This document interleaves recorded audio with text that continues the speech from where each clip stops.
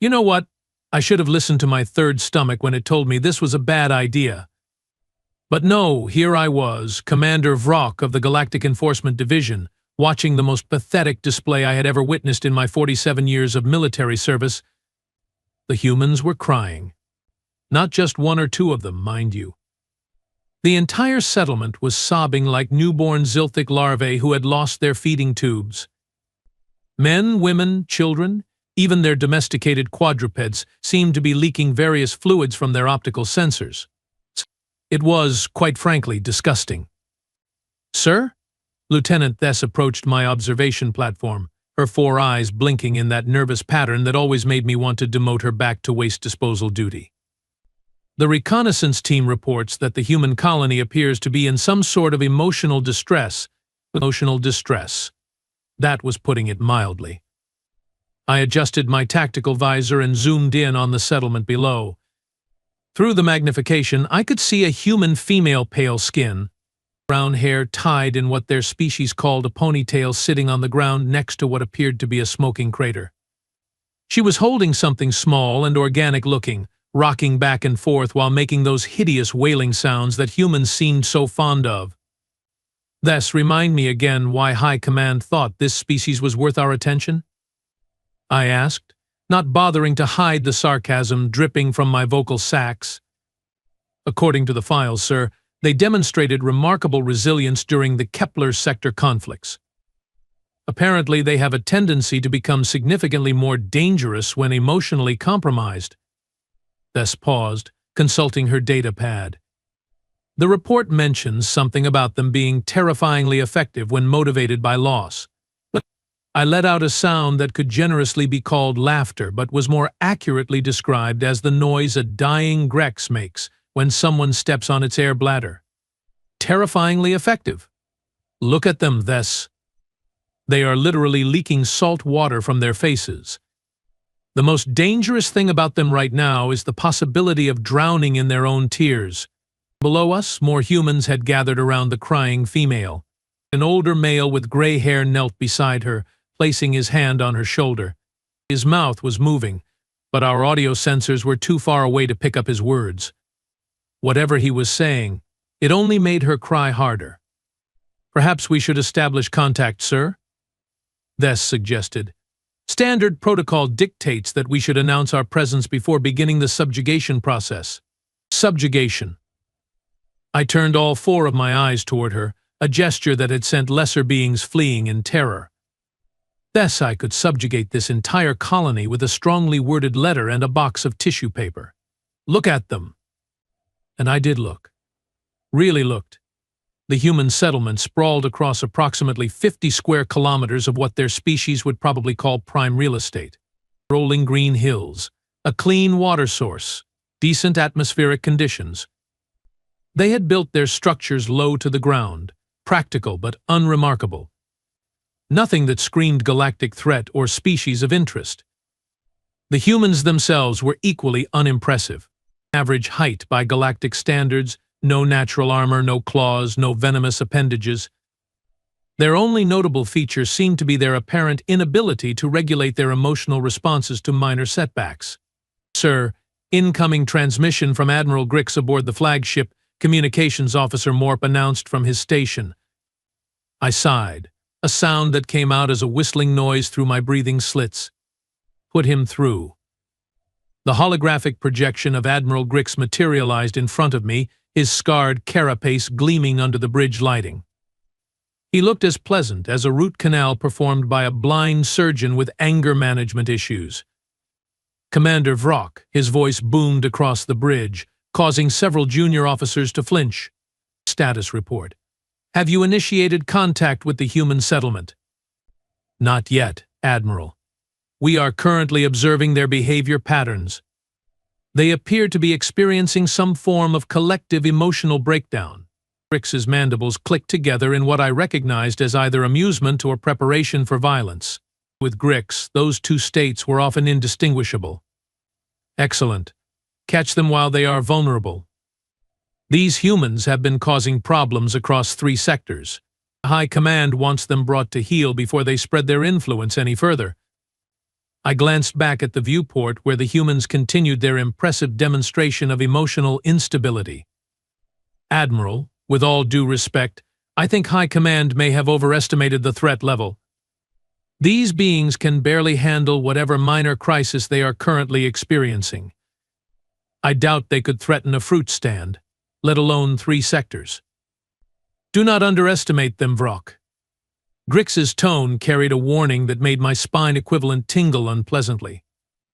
The last commander who made that mistake is currently serving as fertilizer on the agricultural world of Theros Prime. Understood, sir. Beginning approach now. The transmission ended, leaving me staring at the space where Grix's hologram had been. Thess and Morp were both looking at me with expressions that suggested they were rapidly reconsidering their career choices. Well, I announced to the bridge crew, it appears we are going to make contact with the crying primates. Morp, open a channel to the settlement. Channel open, sir. I cleared my throat, or rather, the biological equivalent that served the same function in my species. Attention, human settlement. This is Commander Vrock of the Galactic Enforcement Division. You are hereby ordered to prepare for immediate surrender and relocation. Resistance will be met with appropriate force. The response was immediate and not at all what I expected. Laughter. Not the bitter, broken laughter of defeated beings, but genuine, hearty amusement. The audio pickup from the settlement carried the sound clearly across our bridge, and I watched as several humans actually stopped crying long enough to chuckle at my announcement. Did they just laugh at us? Thess asked, her voice climbing to a pitch that hurt my auditory receptors. Before I could respond, a new voice came through the communication system. Male, calm, with an accent I could not identify from our linguistic databases. This is Ben Torres, speaking for New Sanctuary Colony. Commander Vrock, was it? I appreciate the formal introduction, but I'm afraid your timing is a bit off. I blinked all 4 eyes in rapid succession. Excuse me? You see, Commander, we just lost someone very important to us. Our colony's first baby, Luna Martinez, passed away this morning from a genetic condition we could not treat with our current medical technology. The human's voice remained steady, but I could detect an undercurrent of something that made my survival instincts twitch uncomfortably. That is regrettable, I replied, though I was not entirely sure why I felt compelled to express sympathy to a species I was supposed to be subjugating. However, your personal tragedies do not affect our mission parameters. Oh, but they do, Commander. You see, when humans lose someone we love, especially children, we go through a very specific process. First, we cry, we mourn. We feel sorry for ourselves and the unfairness of the universe. I looked down at the settlement where the crying had indeed begun to subside. The humans were gathering in larger groups now, and something about their body language had changed. They stood straighter, moved with more purpose. And then? I found myself asking, though I was not sure I wanted to know the answer. Then we get angry, Commander. Very, very angry.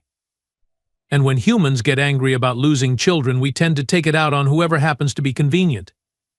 The temperature on my bridge seemed to drop several degrees, but Thess was making that nervous blinking pattern again, but faster now. Morp had gone completely still at his communication station. Are you threatening us? I asked, trying to inject some authority back into my voice. Oh, no, sir. Not threatening. Just explaining. You see, Luna was not just our first baby. She was our hope, our future. And now she is gone because we lack the medical technology that exists elsewhere in the galaxy. Technology that species like yours hoard while the rest of us suffer. I noticed that more human voices had joined the conversation. They were not shouting or making demands. They were simply talking, their voices blending together in a way that reminded me uncomfortably of pack hunters coordinating an attack. We cried first, Commander, the human named Ben continued. We mourned our lost child, felt our grief, experienced our pain. But now we are going to make sure that no other colony, no other parents, ever have to watch their children die from preventable causes again.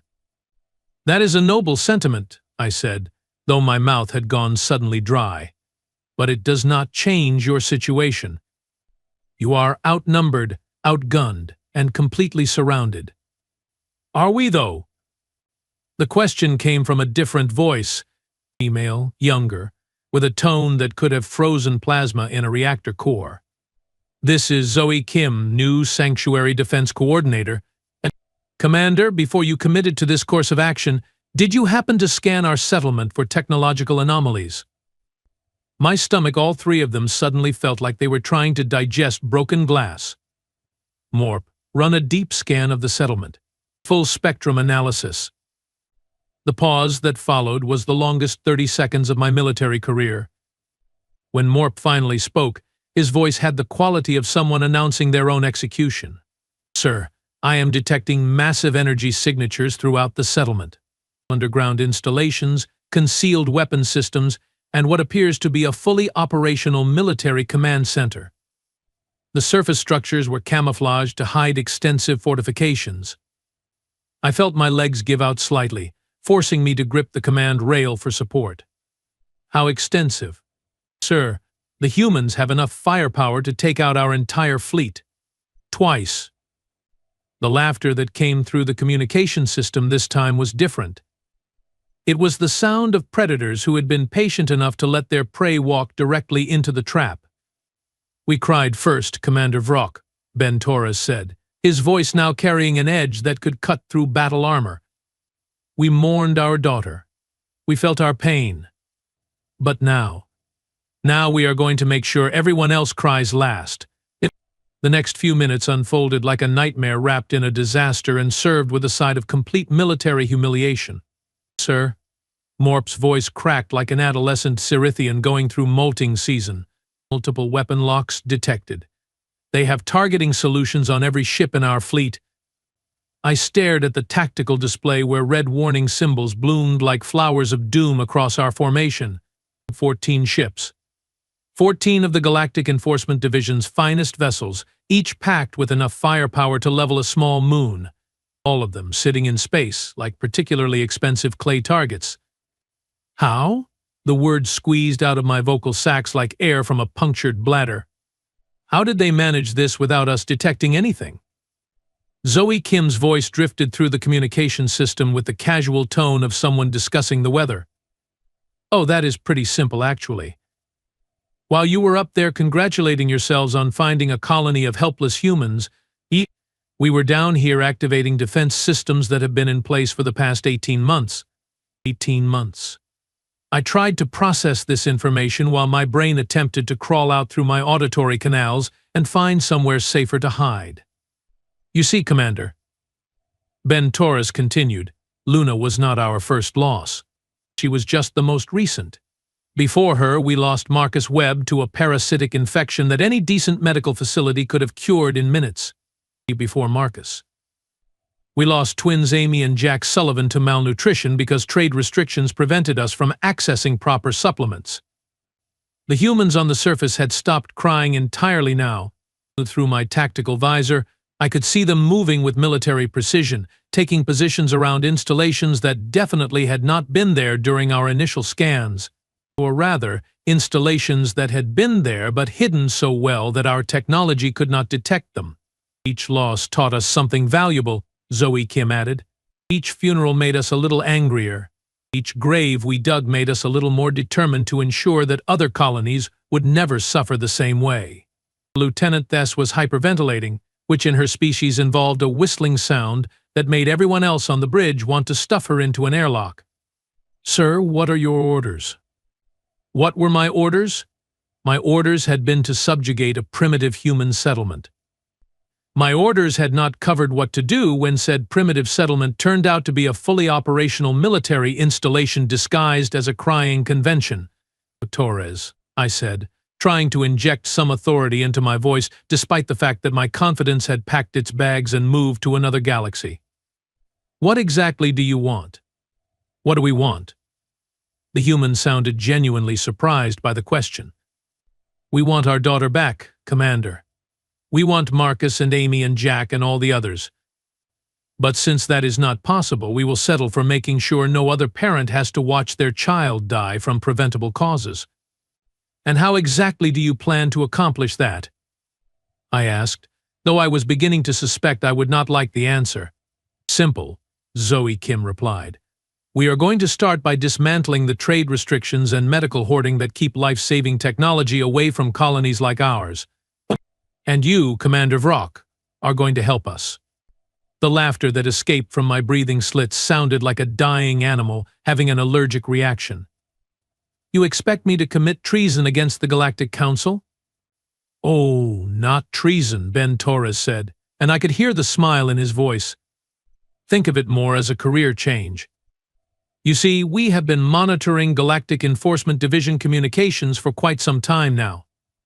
We know about the corruption, the bribes, the way medical supplies get diverted to wealthy core worlds while frontier colonies are left to suffer. My secondary heart skipped several beats. They knew about the bribes?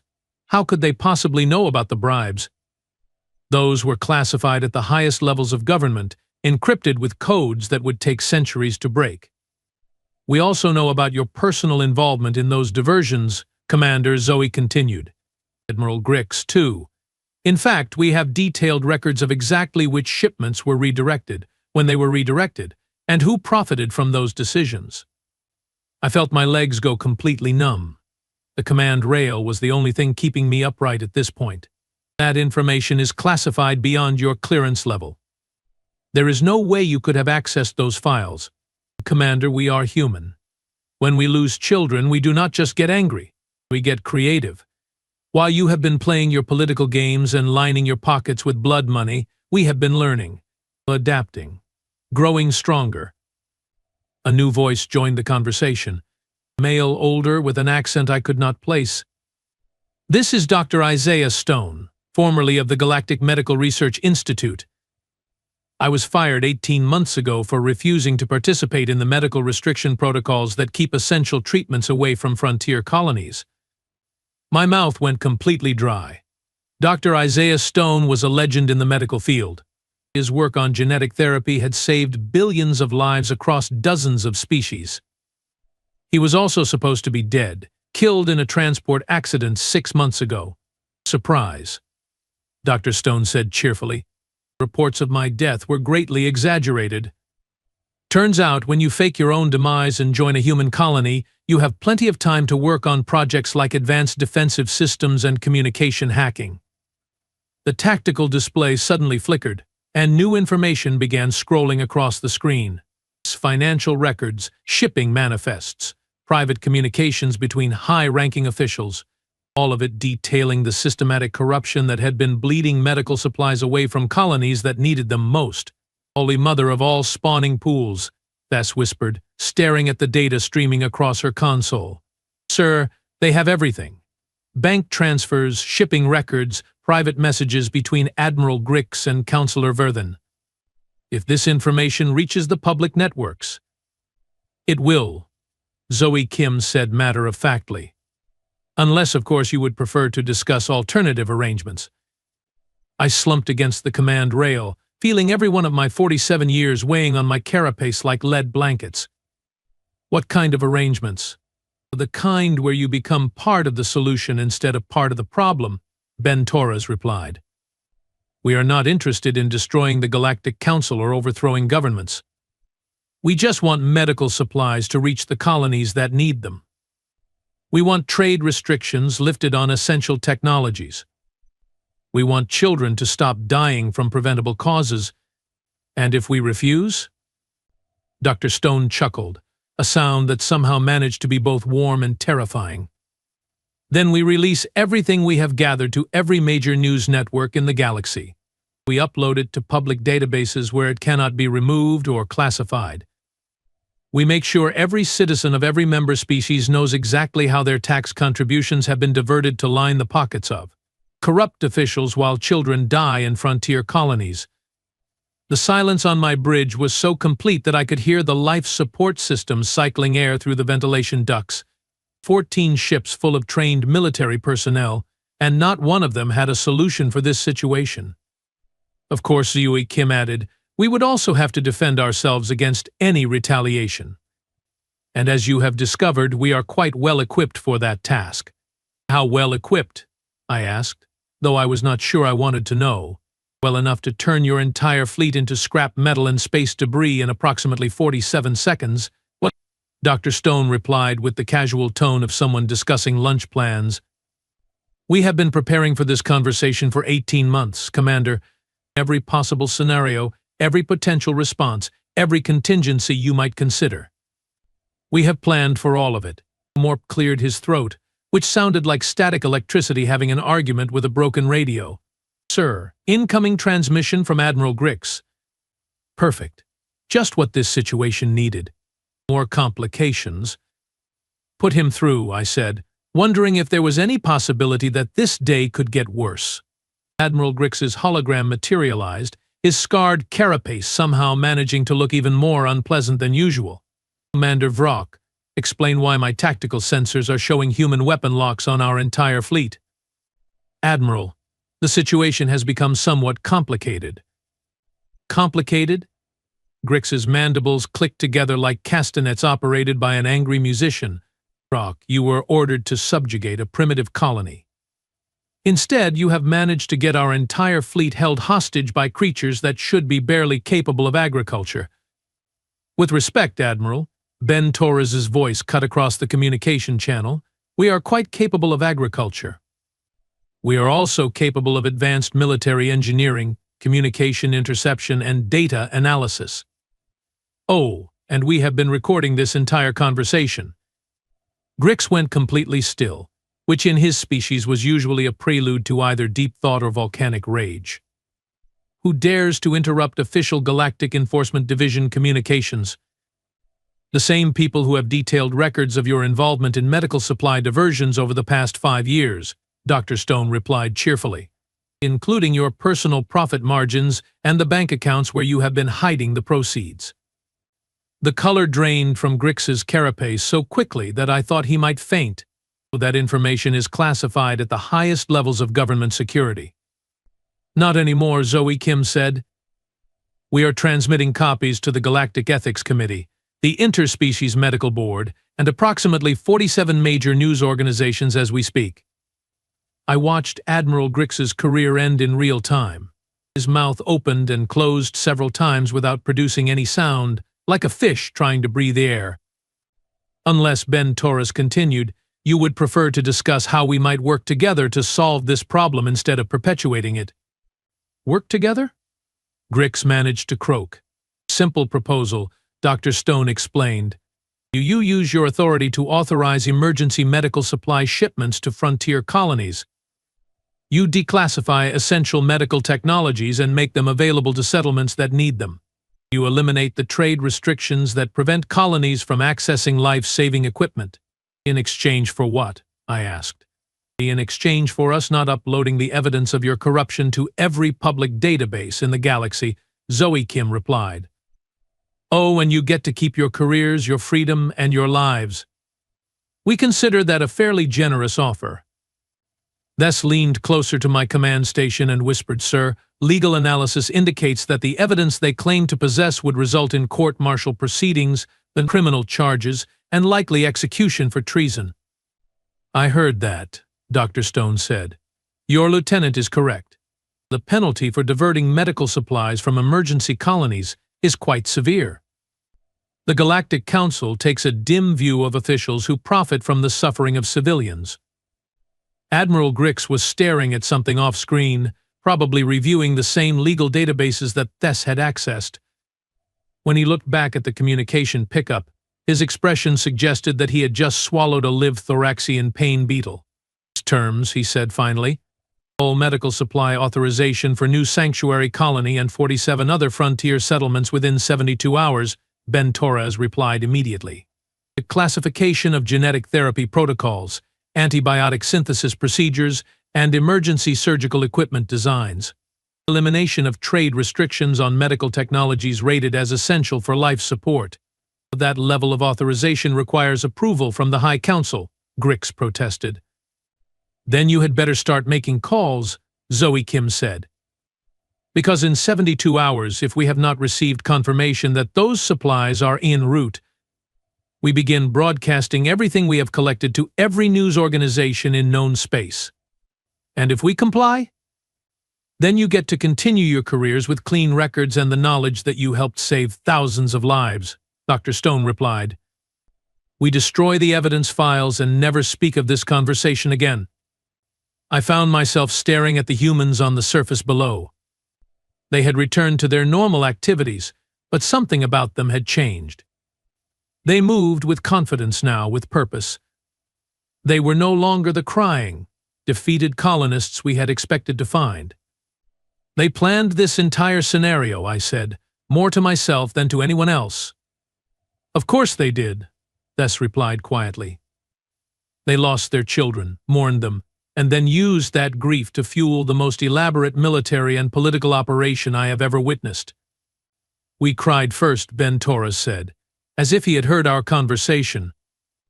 We felt our pain, experienced our loss, mourned our daughter.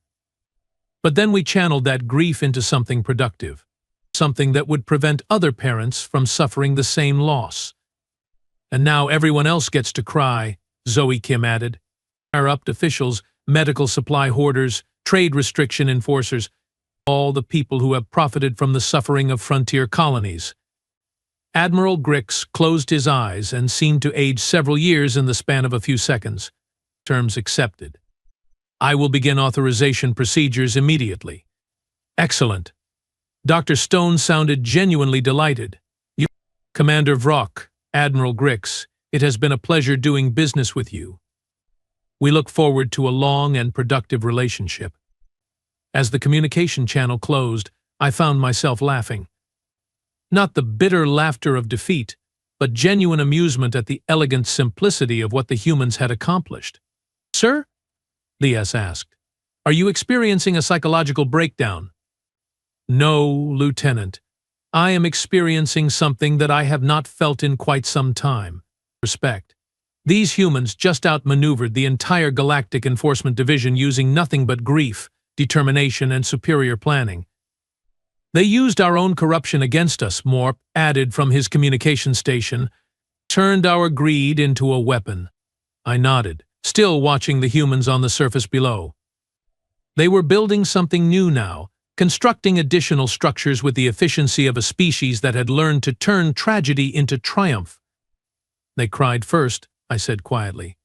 They mourned their losses, felt their pain, experienced their grief. But then they made sure that everyone responsible for that suffering would cry last. And somewhere in the settlement below, I could swear I heard the sound of laughter. Not the bitter laughter of broken people, but the warm, satisfied laughter of parents who had ensured that no other children would die the way their daughter had died. The humans had cried first, but they had definitely, absolutely, completely made everyone else cry last.